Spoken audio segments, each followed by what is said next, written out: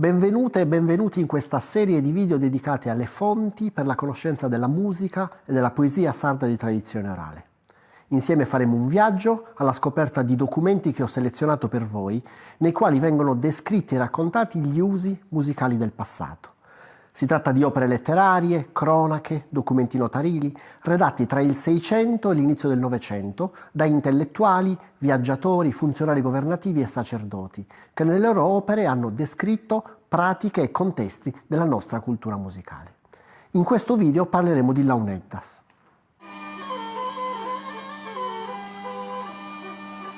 Le launeddas sono lo strumento più importante della tradizione sarda. Un aerofono, uno strumento a fiato, un clarinetto, cioè che produce il suono grazie a una linguetta vibrante, detta ancia o linguazzo in sardo. Uno strumento all'apparenza molto semplice, costituito da 3 esili canne, ma che in realtà produce una musica estremamente raffinata. Abbiamo diverse fonti che parlano delle launeddas nei secoli passati. Salvatore Vidal è lo pseudonimo di Giovanni Andrea Contini, nato a Maracalagonis nel 1575. Dopo la laurea in diritto prende i voti come francescano, viaggia tra Italia e Spagna, parla diverse lingue e scrive in diverse lingue. Nel 1639 pubblica a Firenze gli Annales Sardini, un testo in latino, un'opera complessa e articolata. Gli Annales contengono delle egloghe, cioè dei componimenti poetici di argomento pastorale che vengono dalla tradizione classica, greca e latina. Famose sono per esempio quelle di Virgilio. Il testo di Vidal ha anche delle glosse, cioè delle note esplicative che servono a chiarire il significato di una parola. Nella glossa alla terza egloga troviamo per la prima volta attestato il termine launeddas. Dic, melli bebesus, mancosas arte magistra, flato Nicola tuas, dum serven titirus agnos. Dimmi, o Melibeo, un verso. Le tue mancosas, con arte magistrale, suona Nicola, mentre io, Titiro, custodisco gli agnelli. Mancosas, sardum vocabulum fistola arundinias launeddas. Vocabolo sardo, flauto di canna, launeddas. I suonatori di launeddas sono da secoli dei musicisti professionisti. Mentre oggi vengono contattati e retribuiti per la singola prestazione, dalla fine del Seicento ai primi decenni del Novecento venivano invece assoldati per un anno intero. Ad assumerli erano i sceracos, cioè i giovani scapoli che nei paesi organizzavano le feste e in particolare i balli. Questi contratti, che venivano stipulati davanti a un notaio, erano detti azzerachia. Il primo contratto di questo tipo di cui abbiamo notizia coinvolge un suonatore nato a Villassore il 1 maggio del 1654. Si chiamava Antioco Meli. Nel 1705 Meli stipula un contratto con i giovani del suo paese, nei quali si definisce in dettaglio quali saranno i suoi obblighi.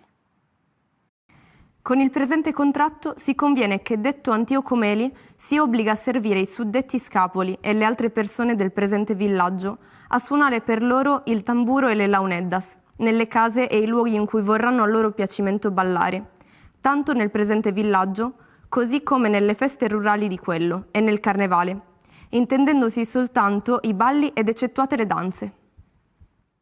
Joseph Fuos è un cappellano militare tedesco che arriva in Sardegna nel 1773. Vi resta per alcuni anni al seguito di un reggimento svizzero al servizio del re di Sardegna che era di guarnigione a Cagliari. Durante la sua permanenza nell'isola, Fuos invia 13 lettere al barone di Baden, che in seguito verranno raccolte in un libro intitolato Notizie dalla Sardegna. Le lettere parlano dell'ordinamento politico dell'isola, del patrimonio archeologico, dei commerci, ma descrivono anche la cultura locale. Da buon religioso, Fuos si sofferma sui problemi della Chiesa sarda, ma anche resta colpito dalle grandi feste isolane, come quella di Sant'Efisio a Cagliari. Lo colpiscono tanto le processioni quanto i balli, dove le launeddas non possono mai mancare. Si balla abbastanza fra i sardi, specialmente nelle loro feste ecclesiastiche, e talvolta ballano anche nella stessa chiesa, dinanzi all'altare. Essi si mettono in un circolo d'uomini e donne, l'uno tiene l'altro per la mano, e ballano attorno al suonatore, il quale sta nel centro, con movimenti tremuli e con volti così gravi che si potrebbe considerarli piuttosto come una compagnia di tremolanti. Il suonatore ha nella bocca 3 pifferi di canna insieme uniti ed un grande astuccio nero al fianco, dove egli custodisce molti di tali strumenti affinché li possa cambiare. Tra il 1833 e il 1856 venne pubblicata un'opera monumentale suddivisa in 29 volumi dal titolo Dizionario geografico, storico, statistico, commerciale degli stati di Sua Maestà il Re di Sardegna.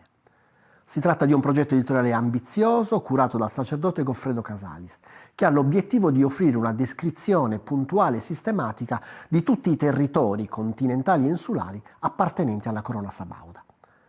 Per la redazione delle voci relative alla Sardegna, Casalis si affidò in larga parte al giovane scolopio Vittorio Angius, che si occupò di contattare direttamente i sindaci dei diversi comuni e di redigere personalmente molte delle schede.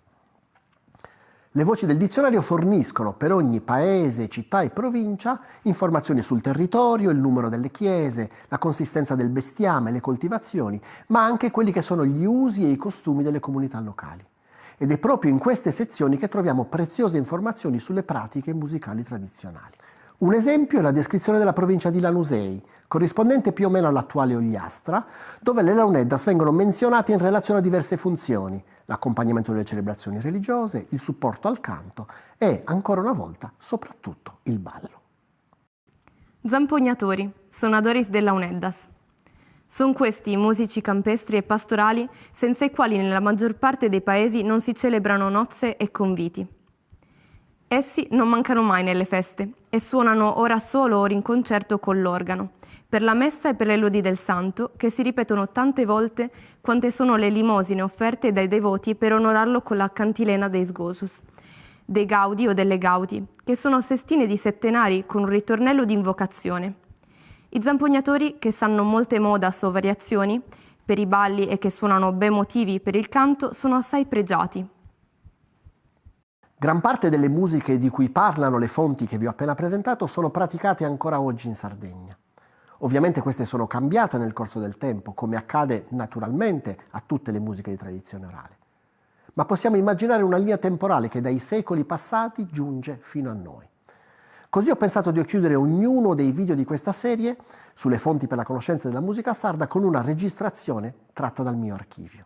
In questo caso vorrei mostrarvi Peppe Cuga, suonatore di launeddas originario di Ovodda, recentemente scomparso, che suonò al Festival delle Launeddas organizzato a Villa Puzzu nel 2011.